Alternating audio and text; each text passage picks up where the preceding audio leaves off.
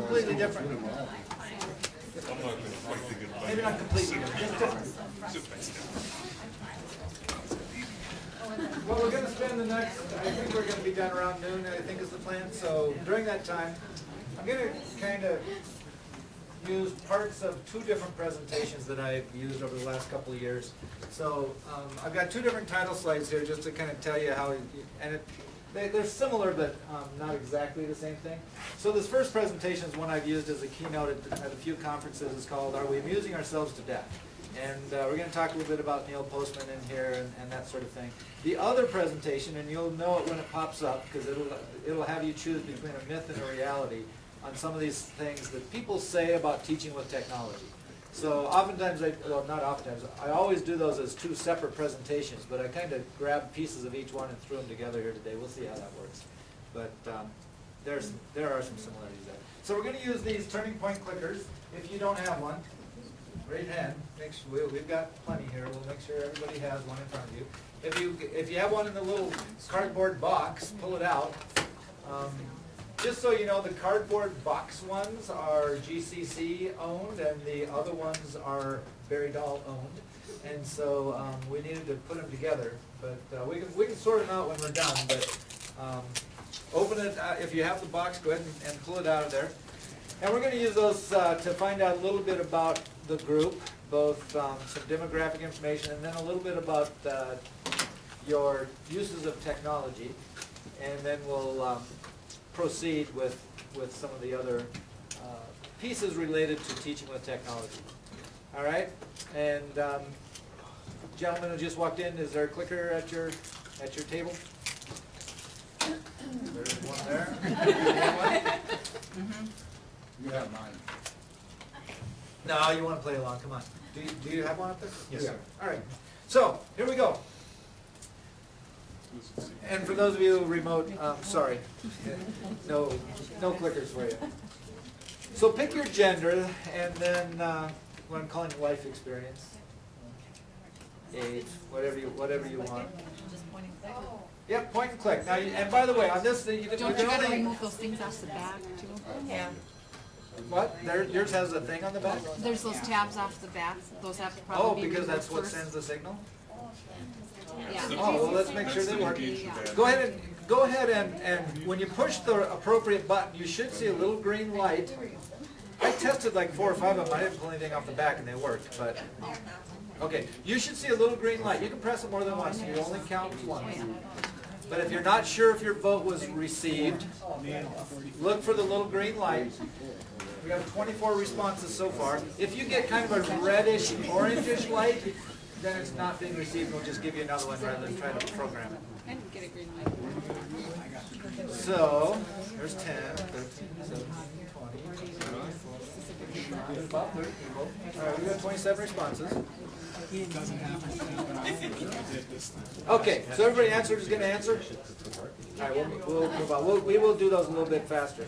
All right, so we've got 2/3 females, 1/3 male, and you can see we've got almost an even split on 45 as the dividing line on age. All right. How about teaching experience?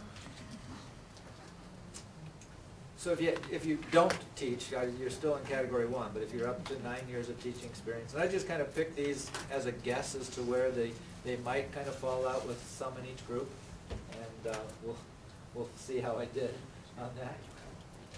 So we've got about the same number of responses. I'm sorry? And all right, so half of you are in the under 10-year category. All right. And another one. So when it comes to adopting new technology, where do you put yourself? Kind of the keen, the early adopter, you're kind of a propeller head wannabe, gadget geek kind of thing? Or are you down at the bottom, kind of the stubborn, the laggard, I'll adopt technology when I absolutely have to kind of person? Or in between? So just a little self-evaluation as to where you fit. Missing a clicker? A chisel. You got one. Everybody have one? Or did you just choose not to play? Okay. All right, so let's see what we have here. All right, well, of course, most of you think you're in the middle. It might not be true, but that's what you say. All right, so a quarter of you, so that's a decent breakdown. All right, so now let's find out a little bit about what you do with technology. This is multiple select. You can push a combination of buttons except the last one. So if you file your income taxes online, e-file, press number 1. If you read e-books, press number 2.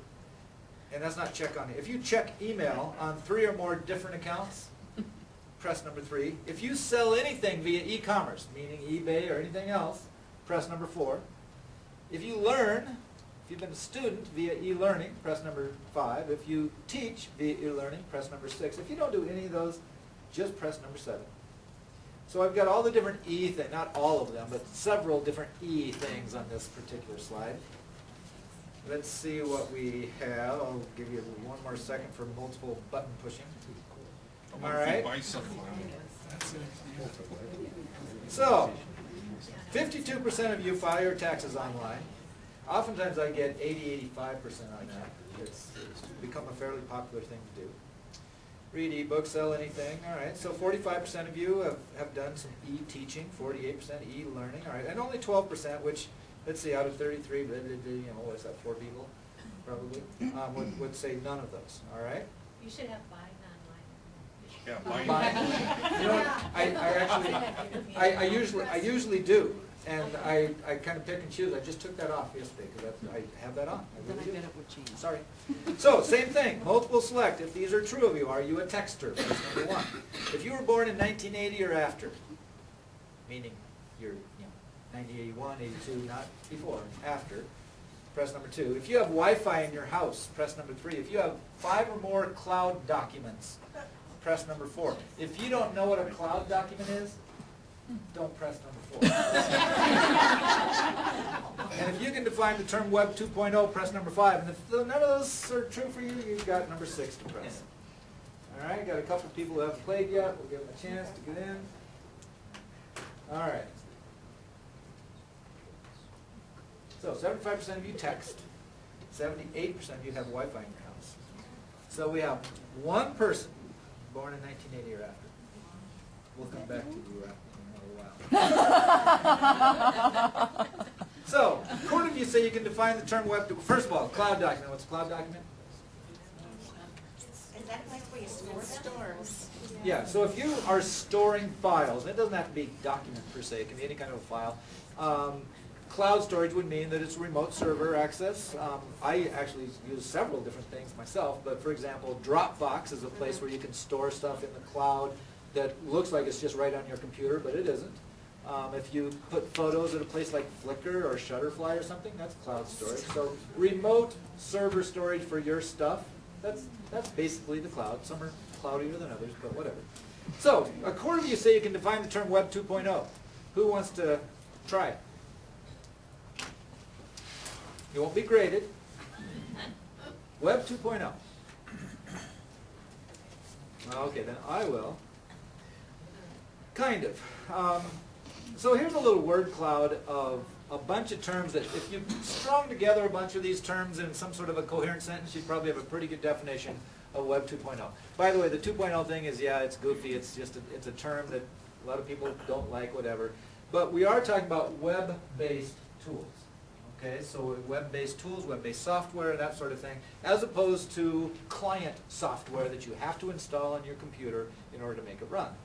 And this has really changed things over the last half dozen years as to not only what you can do, but who can do it. And in particular, the things such as publishing. You know, the part of this was started kind of with the blogs and wikis and that sort of thing, but now anybody can publish on the web, and if you go back 6 or 7 years ago, not anybody could publish on the web. You had to have access to a server, and you probably had to know how to do an HTML editor type of thing, and people could learn how to do that, but it wasn't easy. Today it's easy, which is one reason why a lot of people are doing it with students, because you don't have to be a web programmer to get published on the web anymore. It is, in fact, easy, and that's a really important piece of this. There aren't 400-page manuals with these web-based tools, and so it's kind of you click a button, it does what it says it's going to do sort of thing. You don't need to be very geeky in order to do some things that in the past you did have to be geeky. Most of it's free. Some of them are freemium. You know what that means? free at one level. If you want to pay money, you get access to additional features and stuff. Many of them are totally free, but I actually pay for a few of them that I get enough value out of. It's like, you know, $25 a year or something for something I use a lot. I'm willing to do that. But the social piece, collaboration piece, and all of that, that's where web-based tools have really changed things in about a half dozen years. None of that's really news anymore. Select each of these sites where you have an account. So again, 1 through 5, you can multiple select. If you have a Facebook account, press number 1. A Twitter account, press number 2. LinkedIn, Google+, YouTube. And again, by YouTube, you have an account there that, with a username and a password, not just you've watched cute kitten videos, but you have an account. Press any combination of 1 through 5 or pick number 6. All right, looks like you're there already. That's good. All right, so we've got mostly Facebook, but YouTube and LinkedIn, a little bit of Twitter. Okay, so 15%, none of those whatsoever. All right. I kind of like this. I use Twitter a lot, and Facebook too. And I have examples of this, personal examples, where I really like some of my Twitter friends a lot. And some of the people that I do know that I'm now on Facebook with, I don't really care for them whatsoever. Last one, I believe. Which of these devices do you have? Do you have a smartphone?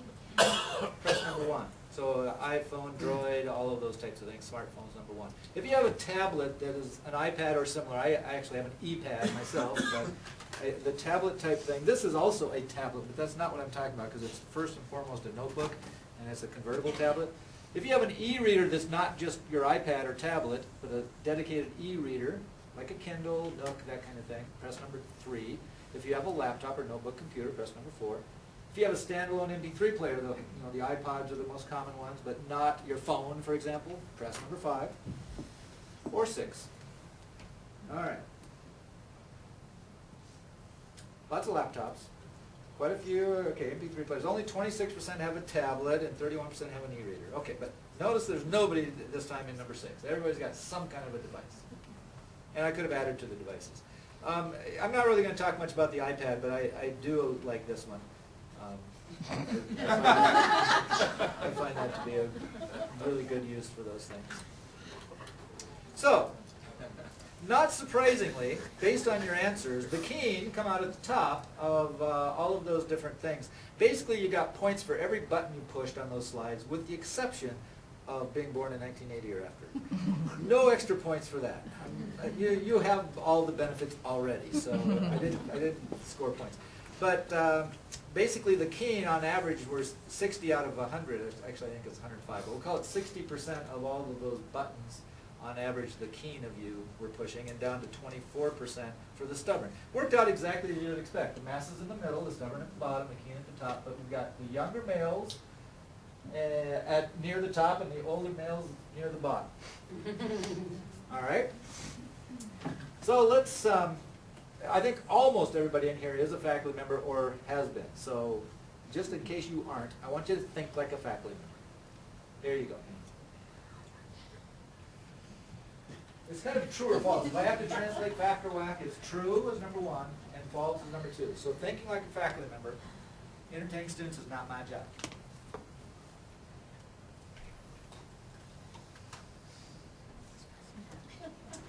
You'll find on many of these slides they do not give you a middle ground. Yeah, you know. You have to pick one side or the other. You're sitting on the fence, you have to fall off one way or the other.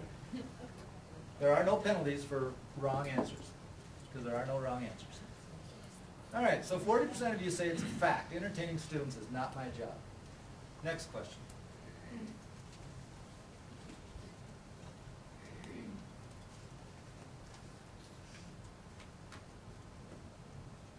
Engaging students is not my job.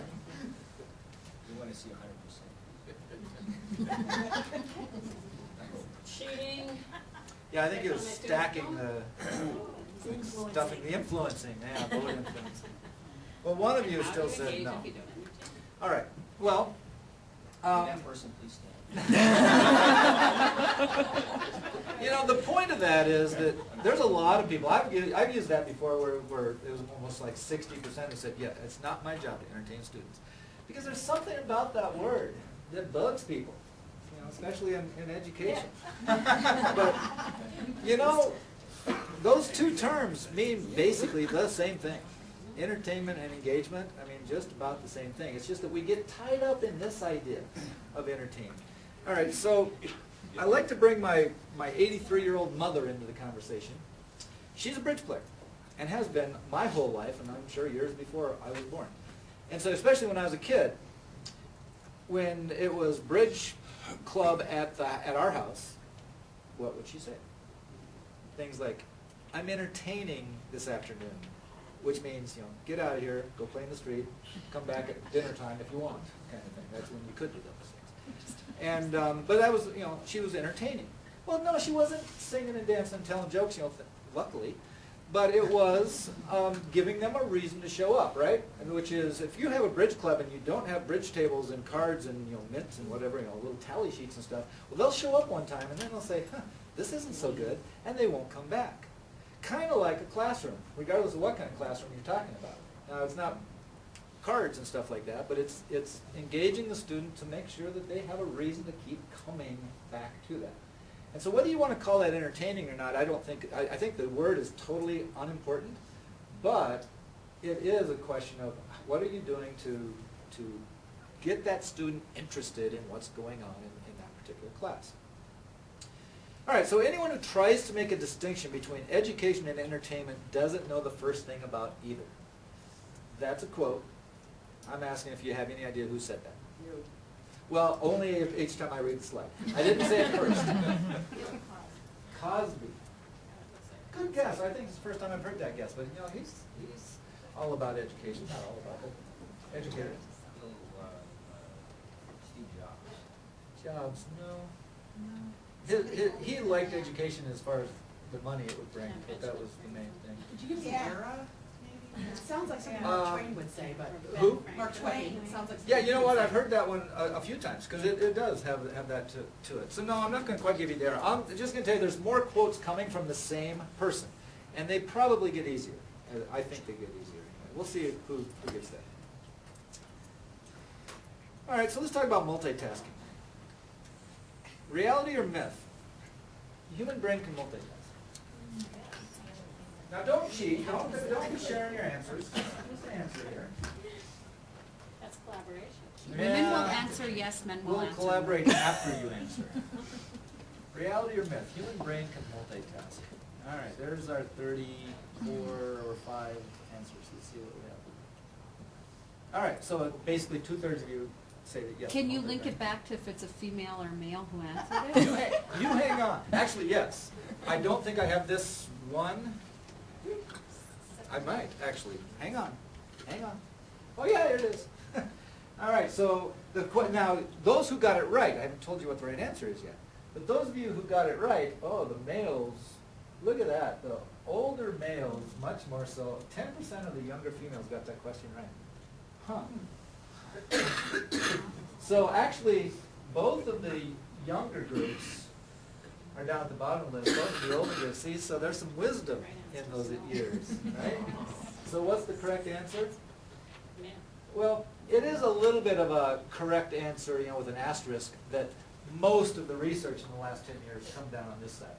But just kind of like, you know, red meat is good for you, red meat will kill you. You can find research on either side of that. But the vast majority of it comes down on the side of the normal, and I think that's important, the normal human brain cannot multitask. That doesn't mean there's not a freak out there who can do that. But generally speaking, we cannot multitask. I recommend this book highly, Brain Rules by Dr. John Medina. He is, you know, a brain surgeon / researcher, doctor kind of, but you don't have to be one to read it. It's highly readable. It's not written directly for the education audience, but a lot of the stuff in here is just totally applicable to what goes on in education. And so what his research and others show is that, yes, it is a myth. We talk about people multitasking a lot, but the brain really can't do that. What you do is you task switch. So you may have all kinds of things going on. It's kind of like physically you're multitasking, but mentally or with concentration, one at a time. That's the way the brain works. And so you can switch from A to B to C. From, you know, you're reading something online, you're listening to the newscast, and you're answering your kid's question, and you're back to the thing online. you can switch back and forth, and you can actually even get better at that. By better, that would mean that you can switch more quickly, and in particular, get back up to speed on where you were when you left.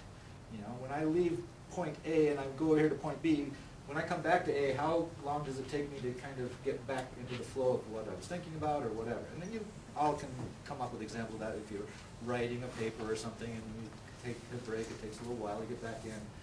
And it's not, you know, it's not the mindless thing, because it really is taking, whether it takes cognition. So the whole walk and chew gum, yeah, you could say you're multitasking, but your brain doesn't have to pay attention to those things.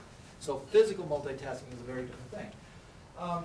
And I think rather than multitasking, you could really talk about, and this is not exactly a term, but you know, multi-distracting type of thing when we have all of those things that are going on. Okay, so that's in chapter 4, by the way, of the book, the whole thing about multitasking. Here's a couple other things I just grabbed out because it's kind of fun.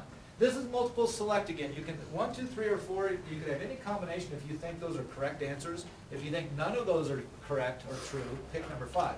Male and female brains work differently. If you think that's true, press number 1. If a memory can be made, committed to memory, very quickly, press number 2. If you think the brain works better with the body at rest rather than in motion, press number 3. If you think you learn while you sleep, press number 4.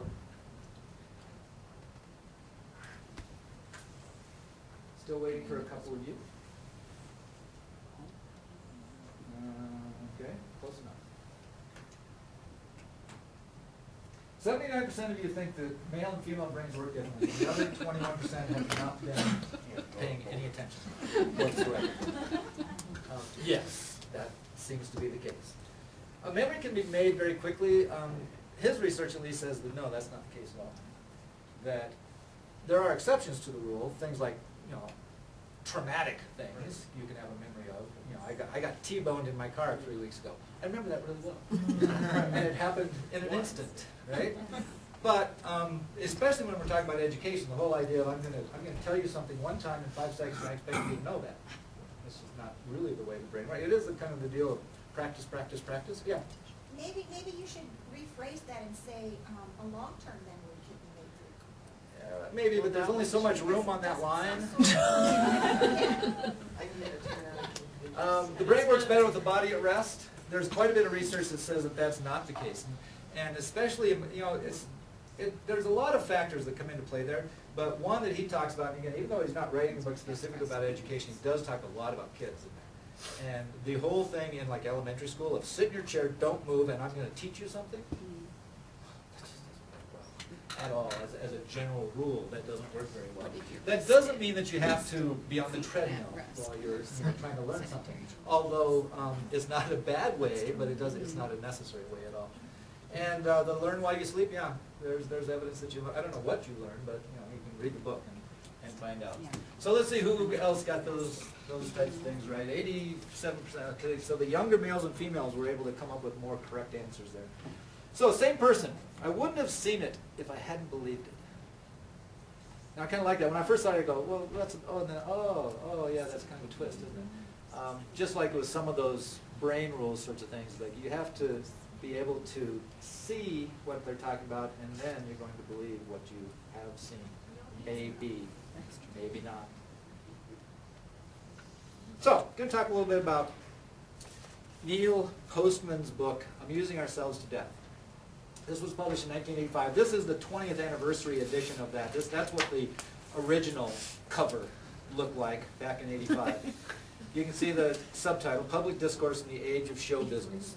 And it's primarily about television. So let's do a little memory refresher first. 1984, 1985, and start here. Who was the leader of the Soviet Union?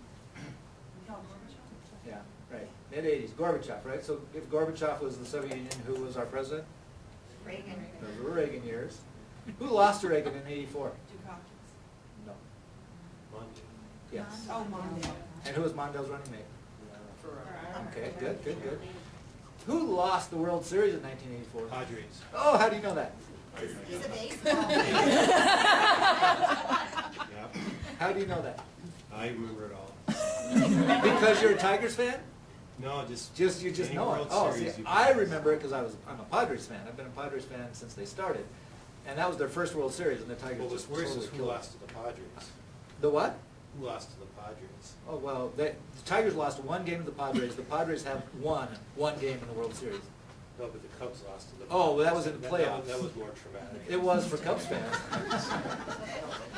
Yeah. Name the top-rated television shows in 84, 85. You know, Cheers was just moving to the top. It Cosby. wasn't quite up there yet, but it was on its way. All in the family? Nope. You're missing it. That's earlier. All in the family earlier? Cosby is a yes. Knots Landing. Ooh, see, now we're on a genre. Did you hear that? Knots Landing, Dallas, Dynasty, Falcon Crest were kind of the big four. The prime time soap operas, right?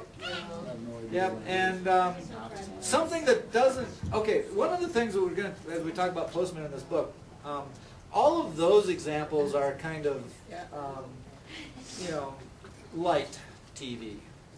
And Postman didn't have any issue with that kind of stuff. You know, entertainment for entertainment's sake, and sometimes they use the term junk TV, no problem.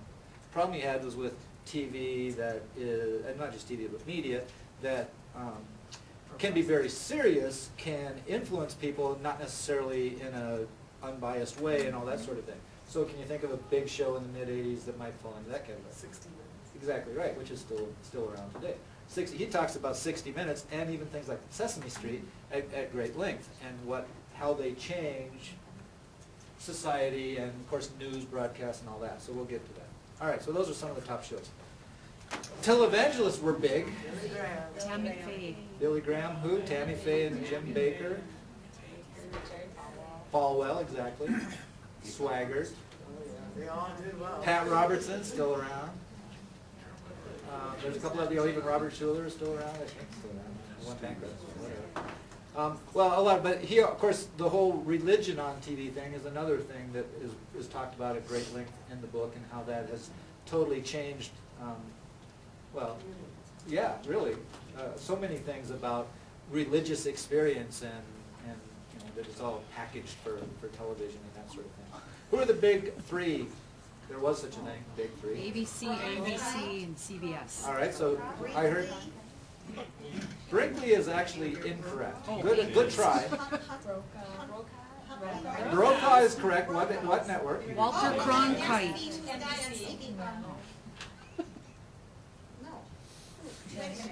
All right, we got a winner over here. Jennings, which network? Jennings, ABC. Peter Jennings on ABC. Somebody said Tom Brokaw. What network?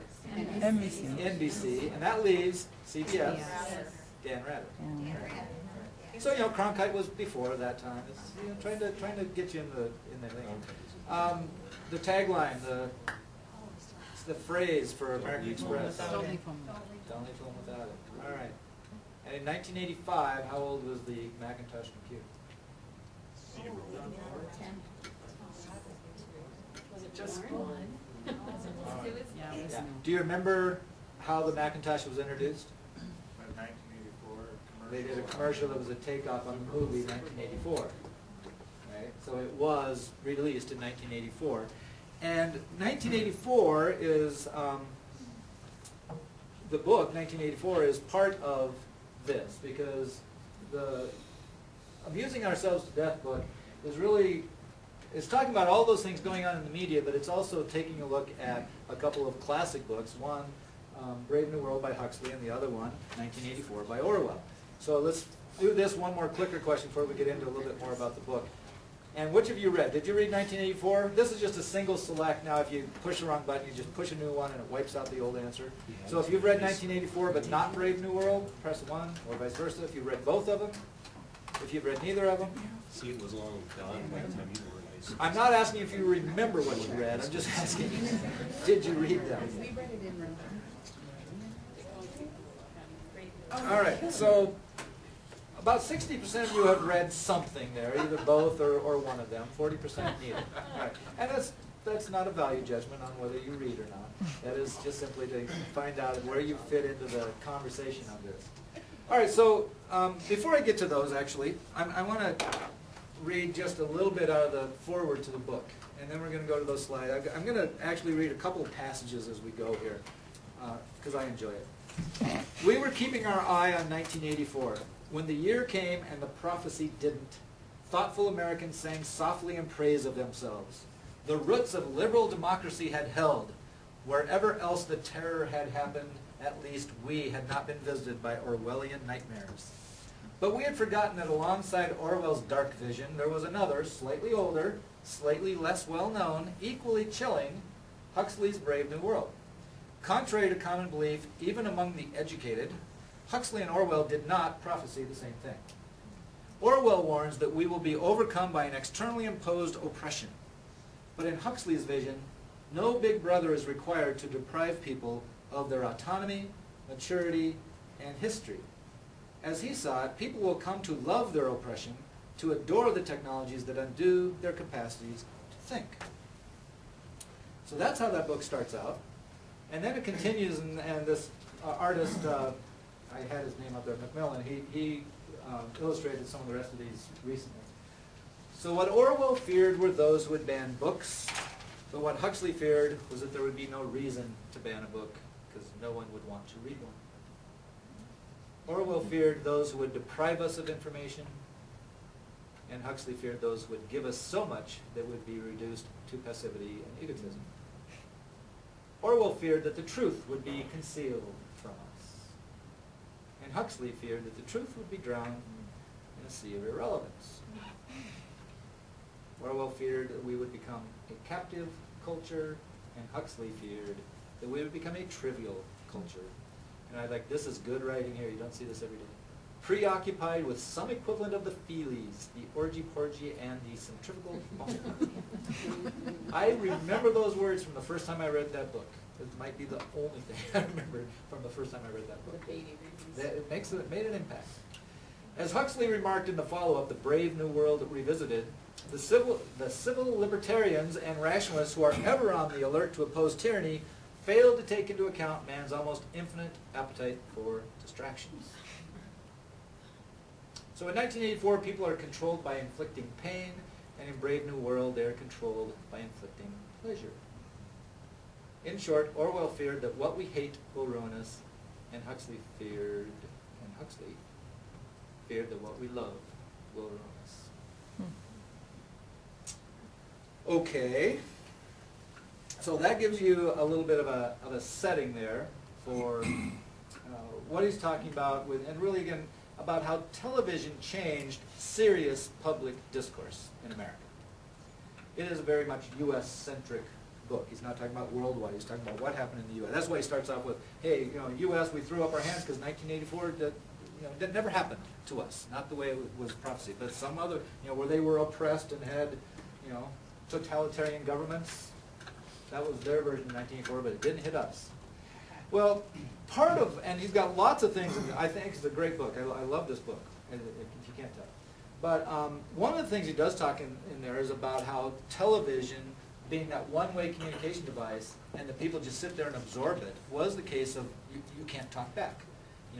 When they are telling you, even if it's something serious and oftentimes good, I would think, that's a value judgment, but something like 60 Minutes, there may be two sides of the story and you're only hearing one. And you can't respond, you can't talk back, there's no two-way communication. And he thought that that was very dangerous, and if anything, has been proven over the years to be far more dangerous as you look at some of the stuff that's there today compared to the mid-'80s. Not just 60 Minutes, I'm not going to talk about. If anything, it's probably less of the concern he had than some of the other stuff that's been created in the last 10 years or whatever.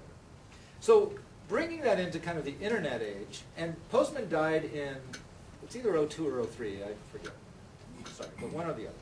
And so, obviously the internet was under development and all, but really it was after his death that the whole idea of Web 2.0 started to develop. Because really Web 1.0, the early years of the web, were very much like television, it's just on your computer screen, as far as only certain people had control over content.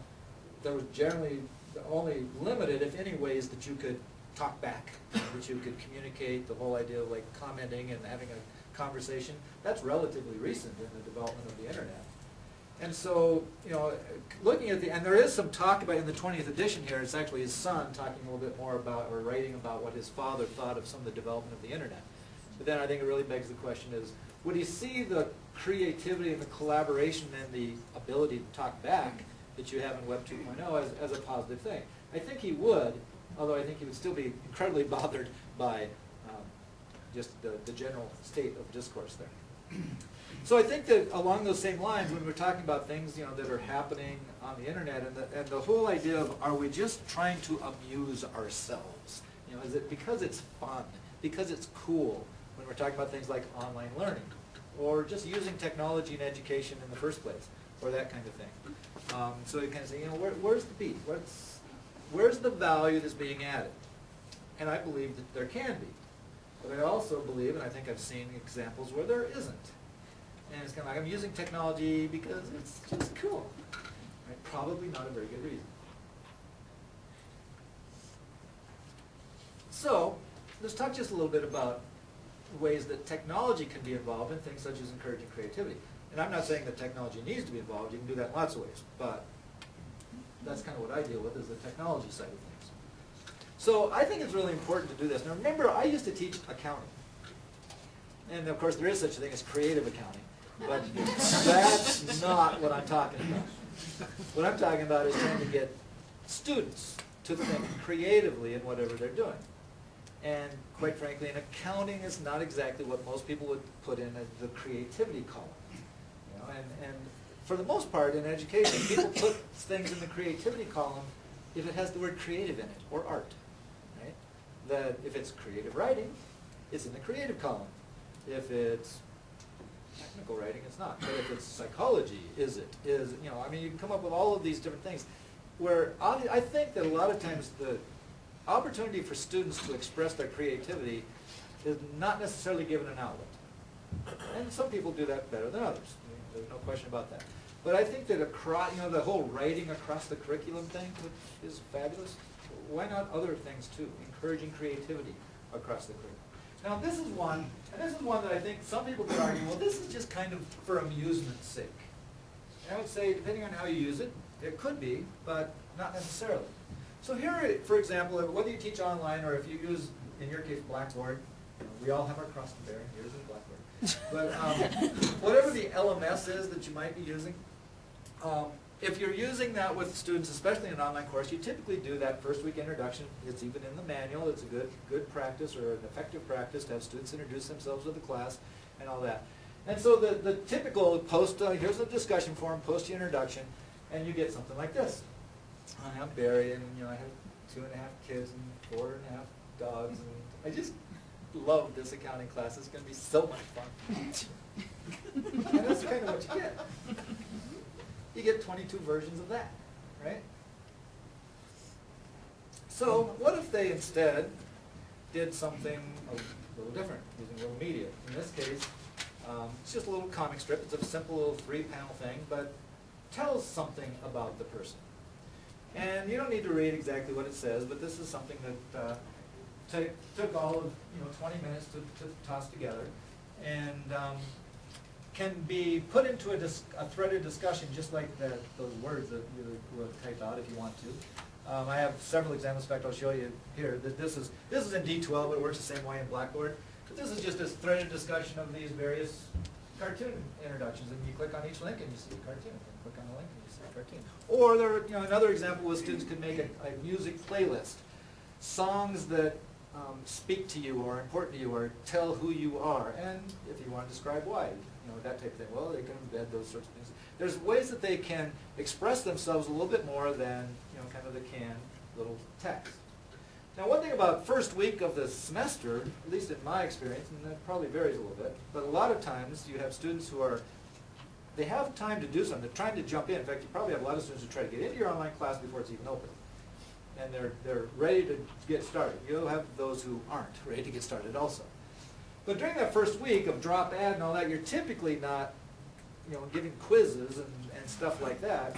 So it doesn't, and first of all, this doesn't even take much time, but it's a good time for them to go do something like this. That not only expresses their creativity a little bit, but they find a tool they might use in some other fashion.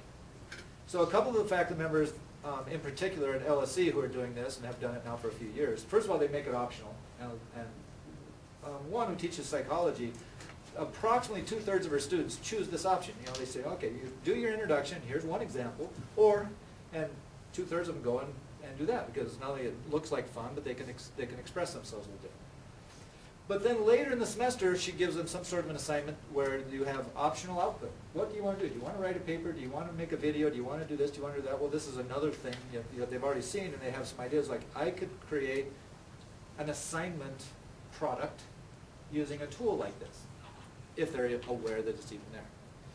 Now, I like that follow-up, and I like kind of they're scratching their creativity muscles. You can kind of make a case that this is borderline. Is this just for fun? I don't know. It's maybe. I've seen things that are far more gratuitously just for fun than that. So that's one example. And I mentioned the whole, maybe they have an option on what they're going to do. Writing papers is really important, not just in writing classes, but being able to write the language is clearly an important part. I've been mentioning that academically adrift, that's a big piece of what they're trying to measure in here is improvement in those types of skills across the program areas and that sort of thing. And so I'm not at all saying don't have students write. Don't want that to be the message. But if you have 3 or 4 or 5 papers in your class, maybe you throw in an option at some point for a different kind of output, different kind of modality here. Because typically students are going to do that. They're going to grab onto something that allows them to express themselves in a manner that's important to them. And some of those students are still going to choose to write a paper. That's going to be their choice. Things like digital storytelling are getting a lot of play in higher ed right now. Digital storytelling basically is using some sort of media other than text to tell your story, whatever that story might be. Here's one site that I can recommend, the educational uses of digital storytelling. It's out of the University of Houston. You can find them online very easily. Lots of examples, example assignments that are used. Sometimes they'll be more specific about students should create this type of output, but usually it'll be more of, if you want to create a video, if you want to, they'll give them either a list or tell them it's open-ended. You determine the output. And that, again, leads to some creativity that I think can be very beneficial to whether they're an accounting student or a creative writing student or whoever they might be. Brian Alexander is a friend of mine who wrote what's probably the Bible on digital storytelling. I think it's about a year old now. And it's got the history of digital storytelling. It's got lots of different ways and modalities that can be done. He's a very deep thinker. It's got a lot of information on it. All right, so you've probably seen or noticed several of these little slides that say, now this. So let me tell you where that comes from. That comes from chapter 7, actually. This is titled, Now This.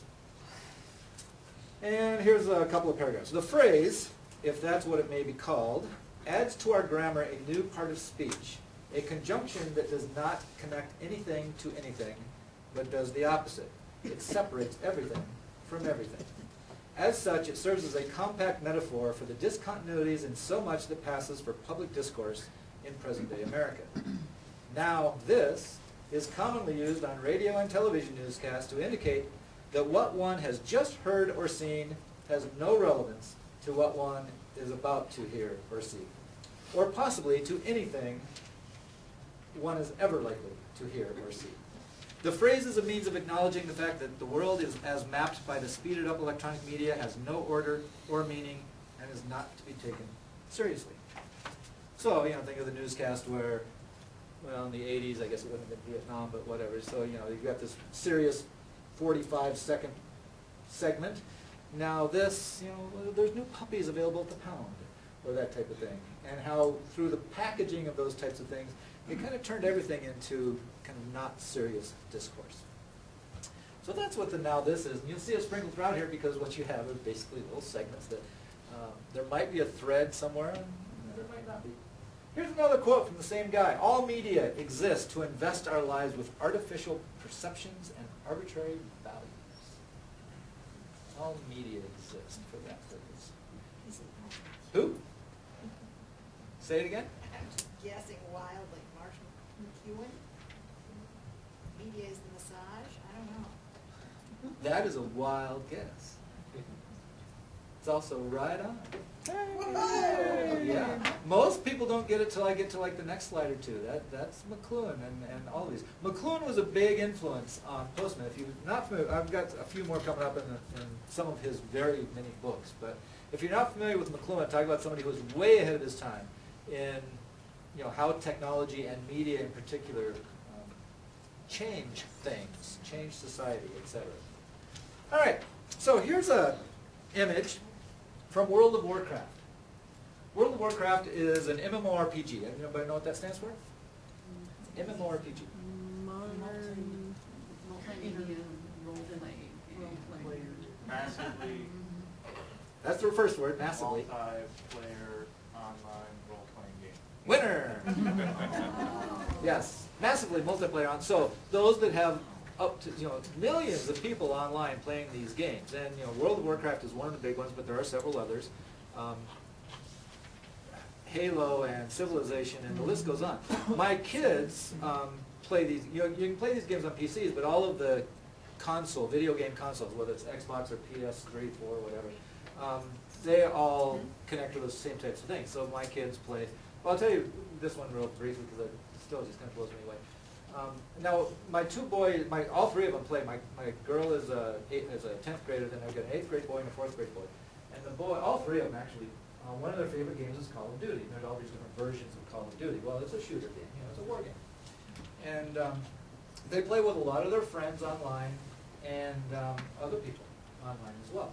And so they're wearing, their guy is carrying around an AK-47 or whatever and wearing, fatigues and killing the enemy. And so I go up and I'm watching a little bit, and you see the other people on your team. You see the opponents, and you also see your own people. You try not to shoot your own people, It's always good. But so he's telling me, oh yeah, they all have screen names, so I don't remember the screen names.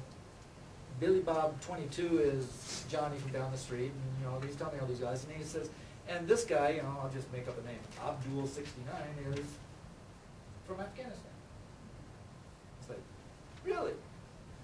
I said, so he lives in Afghanistan? He goes, yeah. He goes, and I said, so is he on your team or against you? Well, no, he's on my team. And of course, I'm sitting there thinking, all right, so especially at that time, we were fighting a war. Well, we still are. It's Iraq. We're fighting a war in Afghanistan, and my kid is sitting in the attic playing Xbox with somebody who's in Afghanistan. They're on the same team though, killing these other people. Now that kind of blew me away, and to him it's no, he's one of my teammates. Whatever, doesn't matter where he's from. It's kind of a there's a whole new world out there in some of this stuff. Well, here's World of Warcraft, and this is a course taught at a community college in Minnesota. The course title is Culture, Gender, and Identity, and it's taught completely within World of Warcraft. It's an online course, but they're not using Desire to Learn. I guess they use it like Gradebook and stuff. But all course activity happens in World. And students take on these persona, and they interact. They learn the course content in World of Warcraft. Here's another example. Another community college in Minnesota, actually it's the same, this one's the same community college. History of Rock and Roll Music course. Taught primarily, but not completely, with Guitar Hero. Not completely, because you can't really teach the whole history of rock and roll with Guitar Hero. It's just not that broad of a playlist, nor that good. But they use Guitar Hero as a major component of this course on history of rock and roll music. So here's my clicker question for you. I don't know, not enough information. Yeah, well, I don't know that there ever is enough information. That's true. So pick one. You have to choose. Now, a very standard answer is, well, it's both. Yeah, well, which one is it most to you? Is it more on the innovation side or more on the, that's just kind of stupid side? All right, a few of you chose not to play. So about 2/3 of you say, that's pretty close to what I normally get on this particular question. But I think you can make a strong case for portions of both on those. I do find it, I was going to say interesting, but that's such a nothing word. I do find it useful or even kind of exciting that there are some people who are trying these things. I don't think that means we all have to try these things. I think we can learn a little bit, and especially after they've done it like 5 times, or something, not just the first time they've done it. And because typically what happens is they do this once, or they're ready to do it once, and they go to a conference and they make a presentation about how great it is. Like, well, sometimes they haven't even done it. It's like, oh, we're going to do this. It's going to be great. It's like, well, no, you don't know it's going to be great at all. I want to see how this has developed over time, and can you improve some learning outcomes, and all of those things we were talking about before. Those are really important, not just, isn't this a cool idea? Which is where a lot of these things start and end. But some of those cool ideas turn out to be good educational opportunities. So it's a matter of finding out where those are. So those who thought it was more insane than innovative would be the old males. Notice that the stubborn technology adopters are actually at the bottom of this list as far as whether they think it's insane. Huh. How about that? So here's another McLuhanism. We shape our tools, and afterwards our tools shape us. What about cell phones? If you don't have a cell phone, press number 1. If you have a cell phone but you don't have texting, and we've already seen that most of you text, so that's, we know most of the answers here. If you have a cell phone with texting, press number 3. All right, got most people back in the game with this one. All right, so we did know that most of you have texting on your phones, but that we've got like 3 people without a cell phone at all. All right, so there we have a little bit of information there. What do you think about this? True or false? Young people today would rather text a friend than talk. If you don't know any young people, just guess. Remember, I just said I had a 10th grader and an 8th grader. 4th grader doesn't have a phone yet, but the 10th and 8th graders certainly do. Definitely would rather text. Wow. Well, that's my experience. Mm-hmm. I can't remember what city I was in. It's in the last year where I flew in somewhere and I was driving from the airport, and there's a great big billboard from one of their kind of local providers of cell phones and plans. And the big billboard said, student plan. 20 or 30, I don't remember the price, 20 bucks, 30 bucks. It wasn't real expensive, but it was either 20 or 30 bucks, but it was the student plan. What do you think it was? Unlimited texting. Unlimited texting for sure, but there were cell minutes, talk minutes. 60 per month. You get 60 more the next month, but on average 2 minutes a day, right? That was their student plan, and my guess is they probably sold a lot of them because it was the unlimited texting that they wanted. Oh, if I really have to call somebody, I've got 60 minutes to waste. But that was their student plan. All right, well, texting is the most used data service in the world. There are, at the last count, and this, I've got a link here. You can find this stuff on my website too, but 4.2 billion texters worldwide, and 6.1 trillion texts were sent in 2010, all right? Well, those 4.2 billion texters, that's more than the population of the whole world about 35 years ago, 1975. 5 times the number of people on Facebook, 4 times the number of Google users. What's the significance of that? Well, for example, texting is relatively big and growing dramatically in Africa. A lot of people have cell phones that they can text on in Africa. They don't have electricity, but they have a cell phone they can text on. And I'm not saying 1 or 2 people. There are hundreds of thousands or probably millions of people that fall into this category. So the first question is, how do they charge their phone? Well, people are ingenious, right? I understand there is some of that goes on, but for the most part, they have things to hook their phone up to a car battery and charge it that way. I don't know if it voids the warranty or anything, but but so they have cell phones, but they don't have electricity. All right, so what about this one? Good idea or bad idea? Depends what you're texting.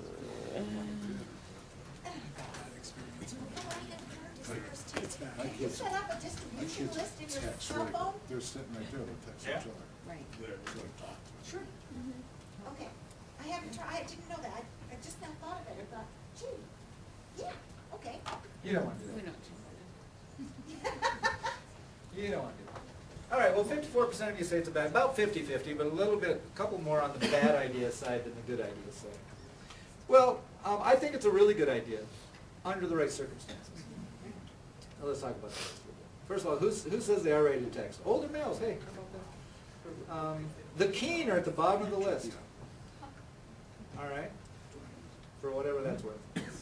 So this is what I hear a lot. Because first of all, in texting, you don't just text them for the heck of it. You text them, reminders about class, tips and tricks. I just posted something new, blah blah blah. Okay, so you're sending them course-related information or college-related information. And so, and I know they're not babies, but I thought that was a kind of cute picture. But this is kind of the pushback I hear about the whole thing. They're adults. I shouldn't have to do that. Too much hand-holding going on with this whole send them a reminder and stuff. Then you go to the next meeting, and you hear something like this. Oh, students aren't completing, we're not retaining them, they're not persisting, they're falling through the cracks. Well, gee, so if you've got hold of somebody's hand, they're less likely to fall through that crack, aren't they? Because you're holding on to them. So we kind of want it both ways.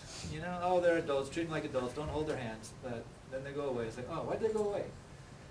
So texting, I think, is, the time has come. A couple of years ago, a lot more people would not have been even interested in talking about it, but there's various reasons that it has. First of all, it's their preferred means of communication, and it's not even close. When I say they, I'm not only talking about traditional age students, because it's most of you are texters as well. So texting has become such a huge way of communicating that to not use it doesn't quite sound right anymore. But again, we're going to talk about how you can do it safely. But think about this also. So you really do, you're trying to get a message to your students. Now, not like every 10 minutes you're not trying to get a message to them, but it is, whether it be that reminder of papers being due, which you can say maybe you shouldn't have to do that. But, so let's say you post something new in your online course or in the LMS for a traditional course or whatever, and you want students to know it. What happens if all you do is post it inside Blackboard and walk away? They may stumble upon it at some point, right? They might not stumble upon what's in there new. There's usually not much of a notification system on those types of things and whatever that tells the student, oh, something new is posted by your instructor. Okay, so then you would say, oh, I'm going to send them an email so they know that I posted this new thing. And email is probably your official means of communication with students, right? Mm-hmm. What difference does that make? Mm-hmm. How many of them check their email constantly? Some of them. They're personal, but not the student one. If you send them that same message in a text message, when are they reading it? Right away. 5 seconds after they receive it. Say what? In someone else's class. Possibly. Possibly. But they are receiving that message basically every time and in a timely manner. That sounds pretty good as opposed to I'm sending an email that I don't know if it's ever received, acted on, or anything whatsoever. All right, well, I'm not going to go into too much detail here. I'll get to it. But there are ways, there are services that will manage this. First of all, you don't want them having your phone number, and you just shouldn't have theirs either. Well, you can do this without ever there's no exchange of real phone numbers, and you can do this kind of thing through services that are out there. One I like is Broad Texter. It was actually made for musical groups to send messages to their groupies. Groupies opt in and say, I want to know when you're going to be in Michigan so I can come to your concert. And they send out messages. You can do the same thing with a class of students. You can do it any group, club, whatever. Students opt in. They don't have to be in there. And the messages you send can also be displayed automatically right inside your Blackboard course so that those who don't even have a cell phone can still see the messages. They have to go into Blackboard just like they do for everything else. So maybe only 90% of your students receive the message right away, but the others can still see it even if they don't text. So there's ways, and there's a couple other services. One that I'll mention is called Remind 101. All right, well, one reason I'm bringing this up is I do these online seminars, or webinar, which I'm going to stop using that term because it's just so stupid. But I've got one next week. Now, you're probably in classes since it's 11 o'clock in the morning on the 17th. But I'll send Amanda the information that you can attend this for free if you're interested. And more detail than I've just talked about right here. And I've got a couple of guests. In fact, one from Bay College has been doing this for years with Broad Texter, a friend of mine, Todd. at any rate, if you can't join the live seminar, I send that, then afterwards I send the URL out, I'll send that to Amanda too, and she can distribute it. So it's just a recorded version of it if you have any interest in learning more about how you can do that and still keep your privacy, and then hear from some people who've been doing it for a couple of years and how they're doing it and why they're doing it. All right, so 2 groups of students that you hear a lot about. You know what the term digital native means or proposes to mean?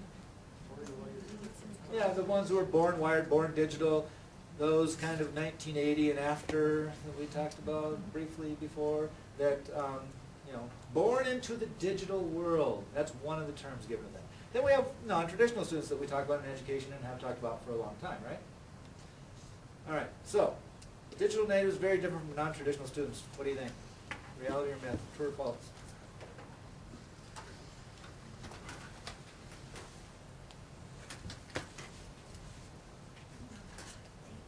Very different groups. All right, cut you out.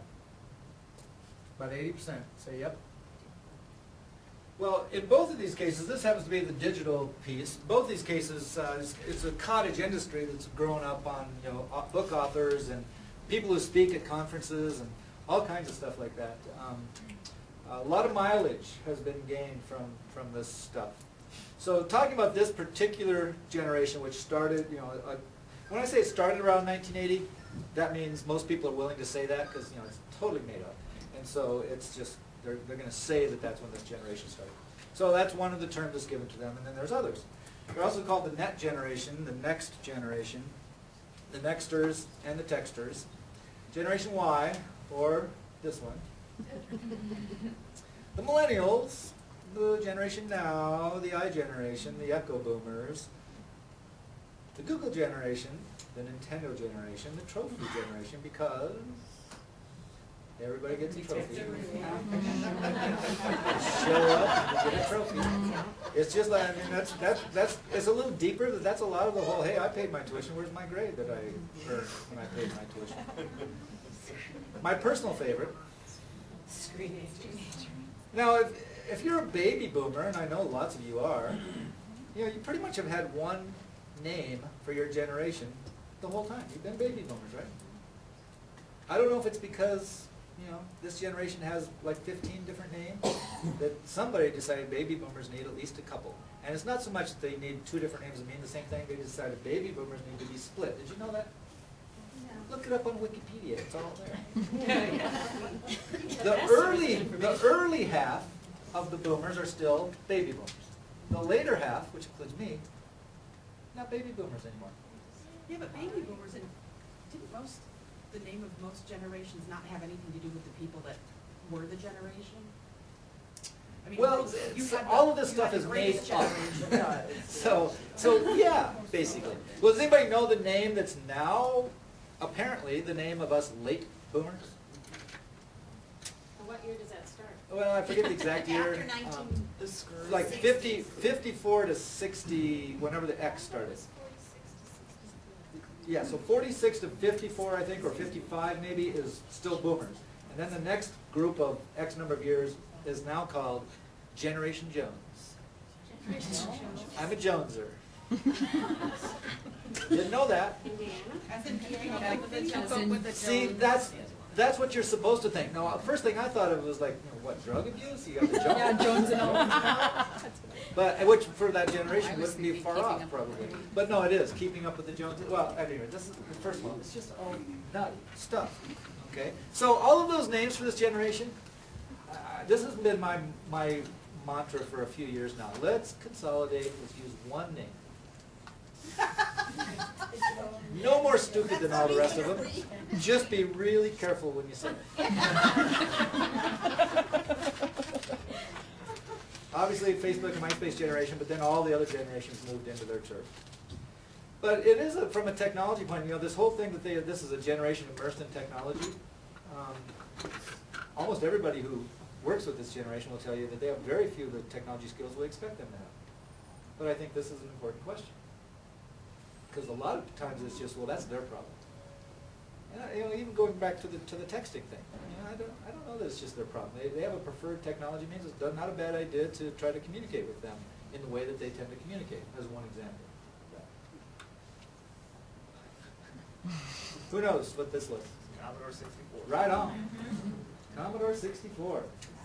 My very first computer. I don't know if I'm supposed to use air quotes when I say computer or not. Maybe. But part of the deal with this whole digital, native, born digital kind of thing is faulty on the premise. The premise is they were born into this digital age, therefore they've just been immersed in it and they get it. Well, some of us were alive when the digital age was born and lived through all the different iterations. For example, this is not something I'm proud of, but I've used just about every version of Windows operating system from day one. Now, again, I'm not really proud of that, but do you think I learned something over the time that as these products developed and devices and all these things developed, or is being born in the middle somehow an advantage? Because that's what they're saying. I just don't even see how it makes common sense to think that in the first place. So that's just a little rant on the whole digital thing. And we need to, but then we're back to the non-traditional student piece. All right, so now we talk about non-traditional students and special needs typically, right? That they're different and they need different services and all of this. And I'm not even saying I disagree with that. There's two problems. I said three. Let's go two problems with that. First of all, is that we define non-digital students for many of our purposes in education as being 25 and up. Traditional age is under 25, and non-traditional is 25 and up.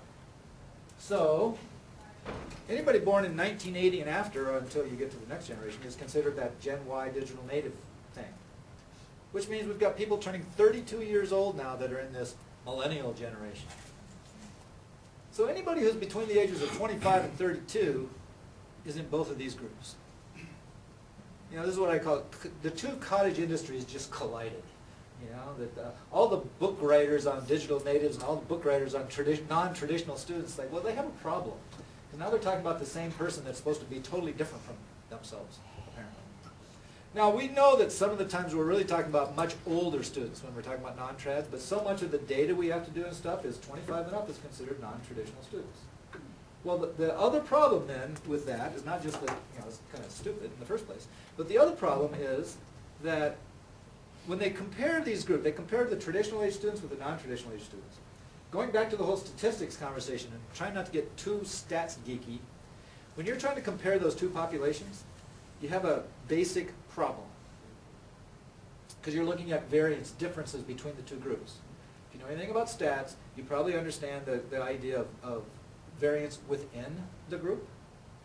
So you've got the non-trads that are this huge group, not just age-wise, but it's so varied in so many different ways. The variance inside the non-traditional group is much bigger than the variance between the two groups, which basically means all your little studies to try to compare the two are worthless. You're just kind of making it up, which is what a lot of this kind of garbage is anyway. But it sells books, And so that's, what do we do with these people that are in the middle? Well, you know what? The point is you're not going to learn anything about your students from any of those books. Because your students are different. I'll just give you one good example of that. The whole millennial thing by Strauss and Howe, which they're one of the big authors in that whole millennial generation thing. You know where they got all their information? From studying a relatively small group, a couple hundred students, in McLean, Virginia, which is a suburb of Washington, D.C., which is extremely highfalutin, rich place. And they took the traits that they saw in these students and they said, that's what this generation is all about.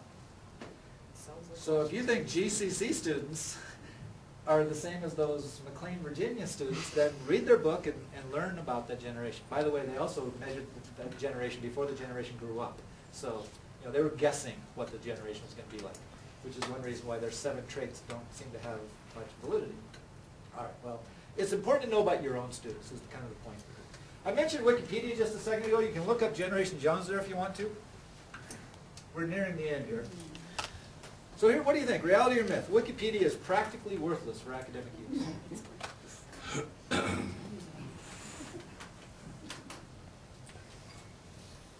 All right, we've got 30, couple, close enough. All right, so 3/4 of you basically say, no, I'm not going to agree with that statement that's practically worthless. And I'd say, good for you. And okay, I forgot which one that is. That must be the ones that said it was worthless because it's all below 50%. Okay, well, whatever, sorry. But students do use it. I'm not sure what happened to my graphic there. Students use it clearly, and the question is whether they're using it, in productive ways and that sort of thing. Because you can find academic value in Wikipedia. So the problem with Wikipedia, with academic use of students, is that people tend to stop at the front page. So if you go read about Generation Jones, you're going to read what it says on the front page. The interesting part of Wikipedia is beyond, is deeper than the front page, where basically they have, you see both how that page was constructed over time, and it's kind of a battle of different ideas that end up on the front page, but all kinds of other stuff where there's research that tries to prove one point of view compared to another, or it depends on the topic as to whether there's a lot of that or not, as well as the discussion between different contributors as to why this should be on the front page compared to that on the front page, and just looking at how the page changed over time as it continued to get, let's say, more developed, which you might occasionally say not, but usually that's the case. There's some fascinating stuff in there that students can learn a lot of things about, not just about that topic, but kind of about human behavior and all kinds of things. But if all you look at is the front page, it's no better, worse, or whatever than just about any other source like that. But there's a wealth of information in there that students can dive into and learn much more. And it's not just that they'll learn the truth necessarily. They'll see all kinds of different points of view. And that can be really interesting. So I'll throw that one out. And let's just wrap up the McLuhanisms, and I think we'll be wrapping up then. We look at the present through a rear view mirror. We march backwards into the future. Basically what McLuhan was saying was there was, as things change, as technologies develop, as human thinking changes, we keep trying to do the same thing with new methods, all this stuff, trying to accomplish the same things. A lot of times we need to look at how we can accomplish new things using these developments. So he started off with the medium as the message, and then it became the medium as the massage. And these are just a few of the McLuhan books. Understanding Media is probably one of his better known books. He wrote a lot of books, and I don't exactly have a specific recommendation. Essential McLuhan, here's the medium of the, this is actually kind of a lightweight book. You get a flavor of things, but he was a deep thinker, and you don't really see much of that deep thinking in this particular book. It's more of a coffee table book. And I think that that is going to be a good place for us to wrap up with the final word from Neil Postman and how he ends the book. And I'm going to need my glasses right to be able to see it here. And he says that what I suggest here as a solution is what Huxley suggested as well. And I can do no better than he. He believed, with H.G. Wells, that we are in a race between education and disaster. And he wrote continuously about the necessity of our understanding the politics and epistemology of media. For in the end, he was trying to tell us that what afflicted the people in Brave New World was not that they were laughing instead of thinking, but that they did not know what they were laughing about, and they did not know why they had stopped thinking. So, with that, I'll leave you to finding ways of doing more than just amusing your students, but engaging them and educating them, and keep doing good work. That's it. Thanks.